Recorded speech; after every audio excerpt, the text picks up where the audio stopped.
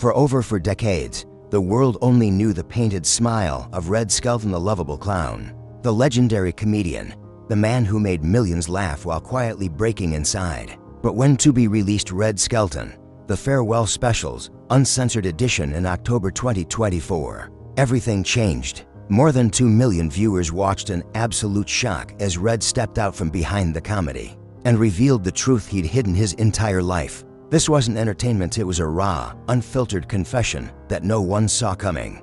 He cried, he laughed, he remembered, and for the first time, audiences felt like they were hearing his diary read aloud. It was raw, vulnerable, and deeply human. His voice trembled as he spoke about loss, regret, childhood poverty, stolen routines, and the secrets he never dared to say when the world saw him only as a clown.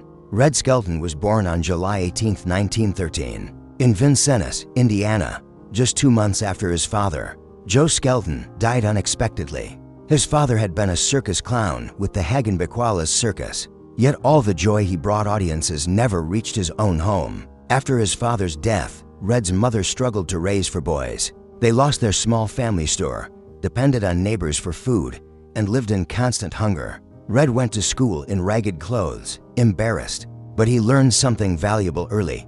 A good laugh could soften even the harshest moment. At 7, he began selling newspapers on street corners, singing, joking, and performing little tricks to boost sales. By 10, he worked multiple jobs delivering ice, carrying cigars, scrubbing laundry, walking long distances to earn a few coins. He saw families pawn jewelry for bread. He saw kids go without shoes. Every day was a reminder of how heavy poverty could feel. At 10 years old, he ran away with a medicine show, joining Doc Lewis and earning $10 a week selling fake cure-alls. He slept in barns, wagons, and cold corners of the country, all while sending every dollar home. During one show, he slipped and shattered a case of glass, and the audience erupted in laughter. That moment changed him forever. He realized mistakes could be turned into magic. For the next 4 years, he learned pantomime, juggling, comedy timing, physical humor, and how to survive without bitterness.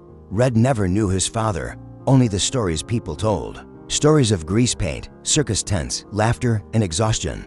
He searched for his father's face in every clown he saw on stage, and in every dressing room mirror he looked into. That longing shaped who he became. At 15, Red dropped out of school, hitchhiked to Chicago, and began taking any job he could find, from circuses to nightclubs to small stages. By 16, he joined the Merry Mutes, a silent vaudeville act, earning $5 a week. He wasn't allowed to speak on stage, so he used silence as his language, expressions, movements, stumbles, and timing. It became his greatest tool. By 1931, he added spoken comedy to his act with partner Bud Jones, doing impressions of stars like Clark Gable.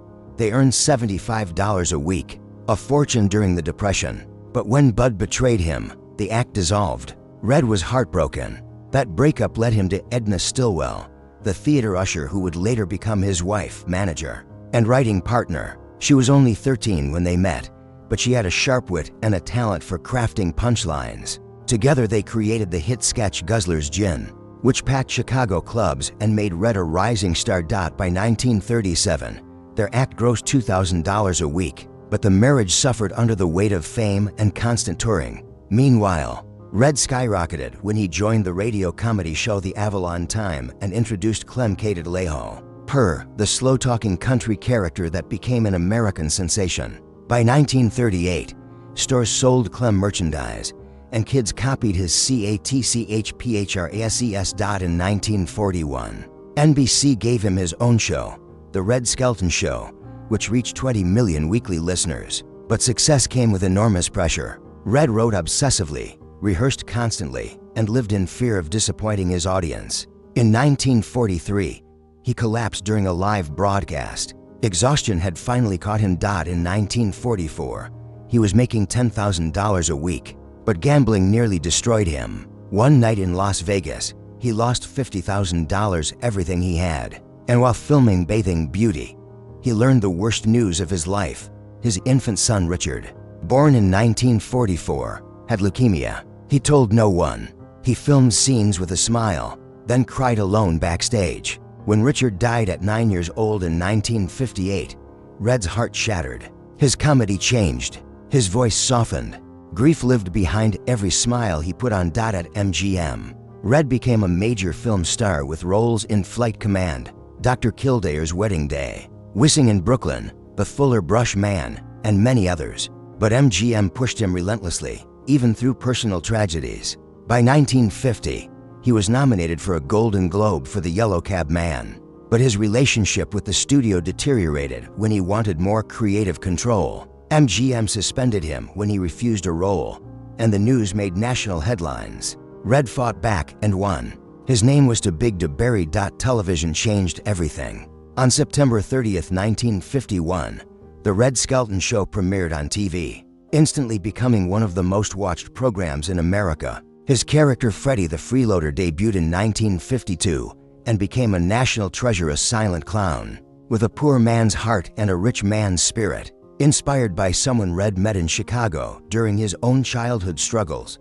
But behind the laughter, his life fell apart. In 1957, his wife Edna confessed to an affair with his producer. Red broke his hand hitting a wall and missed 2 episodes. Their divorce turned into a public circus, and custody of their daughter Valentina went to Edna. Red was devastated. He remarried quickly, but the wounds lingered. Still, he kept performing. In 1958, he introduced George Appleby, and ratings soared to 40 million viewers. Red's voice began to weaken from years of smoking, so he relied on physical comedy and pantomime, which made him even more brilliant. In 1962, he moved the show to CBS and won another Emmy. By 1965, he reached peak popularity with 50 million weekly viewers. Guest stars like John Wayne joined him. He resisted color television at first, but later embraced it. His 1965 Scrapbook episode became one of his most watched specials, but times changed.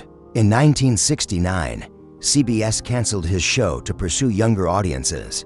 Red moved to NBC for one last season before saying a soft, emotional farewell on May 19, 1971. His world collapsed again in 1973 when the IRS claimed he owed $1.2 million in back taxes. He sold his Palm Springs estate, returned to stage performances, and rebuilt his finances through sheer determination. In 1976, tragedy struck when his wife Georgia Davis died. Red retreated into painting, producing more than 50,000 works. His art began selling for thousands, and later for millions. Painting became therapy, a way to survive grief. In 1981, he collapsed backstage at the Riviera Hotel in Las Vegas after relapsing into drinking. He nearly died. Yet he returned to film Freddie the Freeloader's Christmas Dinner, which touched millions. In 1983, he performed a silent duel with French mime Marcel Marceau, stunning audiences with a display of genius pantomime.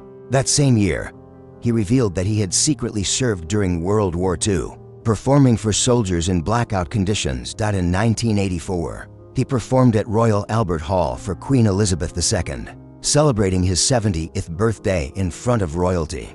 His legacy grew through the 80s and 90s as lost episodes resurfaced. In 2013, over 100 hours of unaired kinescopes were discovered in Indiana, including sketches censored decades earlier for tackling race and civil rights. By the early 1990s, his health declined. Diagnosed with chronic lung disease, he quit smoking immediately. On September 17, 1997, Red Skelton passed away, leaving behind an unmatched legacy of love, laughter, and resilience. But the story wasn't over. In 2024, to be released never-before-seen footage from his farewell specials. Restored in 4K, they revealed a raw, emotional side of Red the world had never known. In one extended scene from Freddie the Freeloader's Christmas Dinner, he breaks character, his voice cracking as he speaks about his father, his son, and the pain he never healed from. He even confessed that at 16, working with the Hagen-Bequalis circus, he stole scripts, routines, and clown gags to survive. He said, with tears and laughter, "If I hadn't pinched those scripts, I'd still be selling soap on the streets." The footage captured every tremble in his hands, every flicker in his eyes. Young viewers discovered him for the first time. Older viewers remembered the man who had filled their childhood homes with joy. In the end, the world didn't see Red Skelton the clown, they saw Red Skelton the man, broken, brilliant, gentle, and achingly true. His final confession wasn't just a farewell. It was a gift, a reminder that even legends carry quiet pain. Thank you for watching, and stay with us for more stories that reveal the soul behind the spotlight.